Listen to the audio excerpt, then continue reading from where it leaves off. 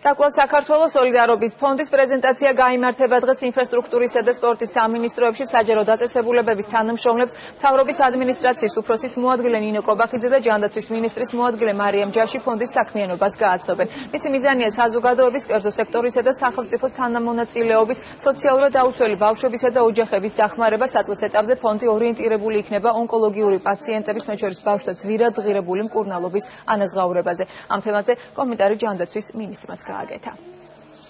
სხვადასხვა მეთოდებით ამ ფონდში მოხდება აკუმულირება თანხების. ჩვენ პირველ რიგში ვიწყებთ საჯარო სექტორით. 1 ლარიდან ზემოთ ნებაყოფლობით მოახდენენ საჯარო მოხელეები თანხების შეტანას. ასევე გვაქვს მოლაპარაკება სხვადასხვა ბიზნეს სექტორთან, რომლებიც ძალიან დაინტერესებულები არიან. გამომდინარე, რომ ჩვენ კონკრეტული თანხების მობილიზების შემთხვევაში საქართველოში აღარ გვეყოლება არც ერთი ბავშვი, რომელიც ონკოლოგიური დაავადებებით გახლავთ და რომელსაც არ აქვს საშუალება, რომ იმკურნალოს და მიიღოს, ასე ვთქვათ, ძვირადღირებული მკურნალობა.